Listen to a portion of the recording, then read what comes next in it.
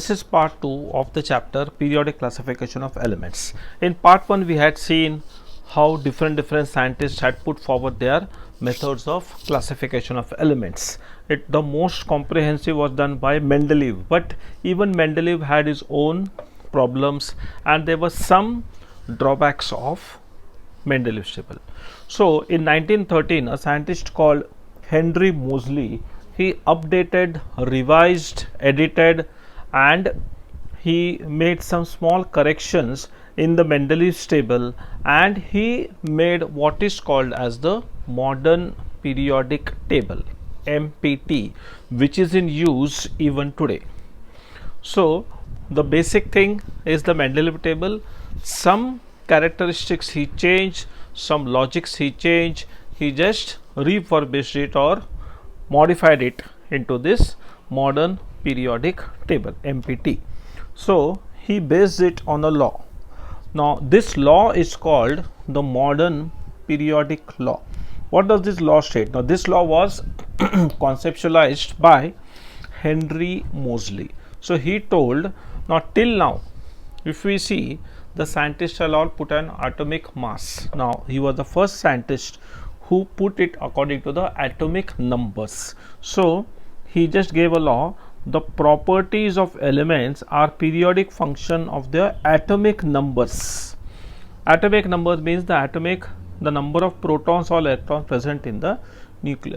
Electrons means protons present in the nucleus or electrons present. So perfectly, if we can say, atomic number is the number of protons in the nucleus, because it never changes.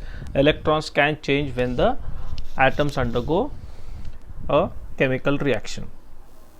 Now he did the same thing and he arranged the elements according to the increasing order of the atomic numbers in a periodic table. So when he did this, all the drawbacks which were there in the Mendeleev's table got automatically eliminated and we got the best one process. Now according to there are elements.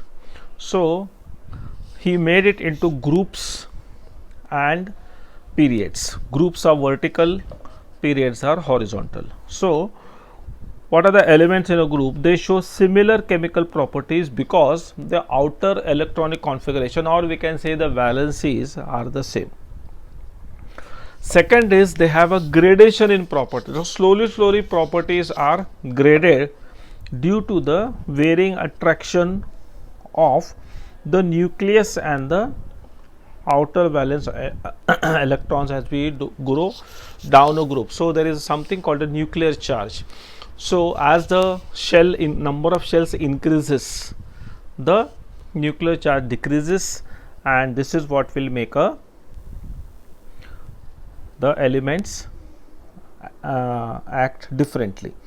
Now this is the actual periodic table, if you can see on the screen.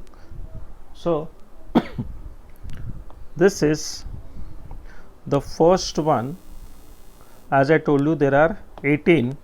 So these are vertical groups. So start from 1, 2, 3, 4, 5, 6, 7, 8 up to 18. They are arranged this way, and now these are the groups. They are verticals and they are the groups, whereas the horizontal ones, they are called periods. They are called periods.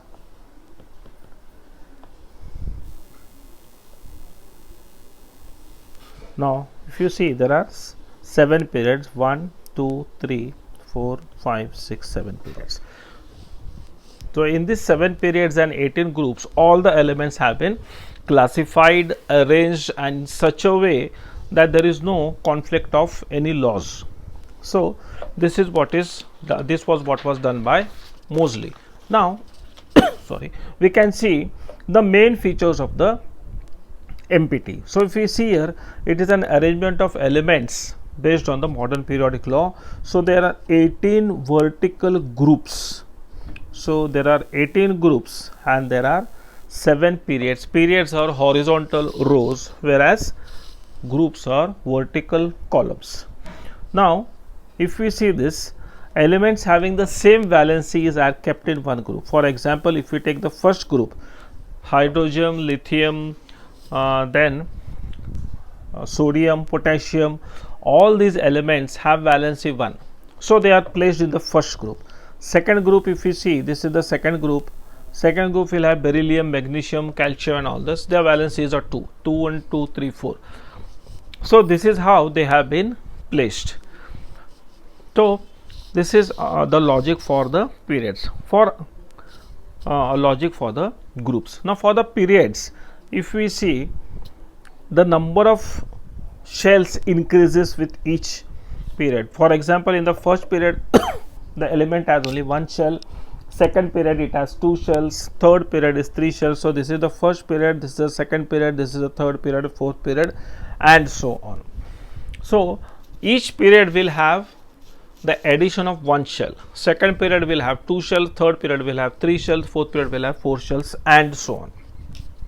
Furthermore, if you see, these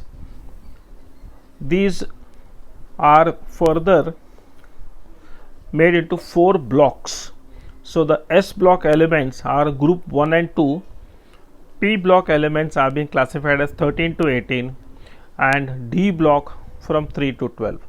Then there are some transition elements, those are called F block elements. We should only know these things. Then, if you see on the left hand side of this, these are all metals. As we slowly go toward the right hand side, we can see they are non-metals, and in the last column, this is the last column, and this last column, if you see, there are rare gases: neon, helium, neon, argon, krypton, xenon, radon, all these are. So, that is the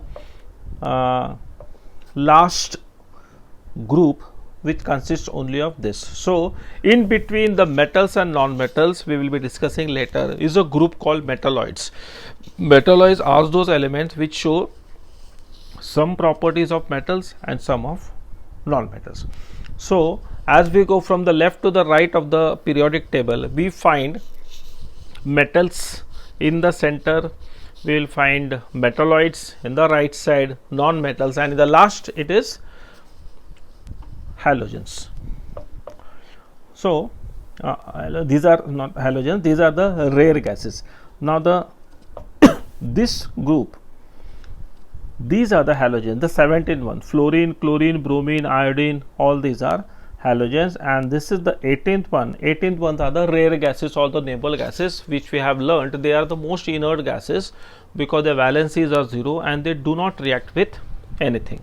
So, the 17th one is halogen, 18th one is rare gases, or we can also call it as noble gases. Now, below this main thing, there are some which have been given in such a way so that the main table is not compromised, other is very so these are called lanthanosides and actinosides. These are the series which only we should know. They have not been placed in the main table, otherwise it will be very confusing one. Now, we come to the this table. So, the naturally occurring elements.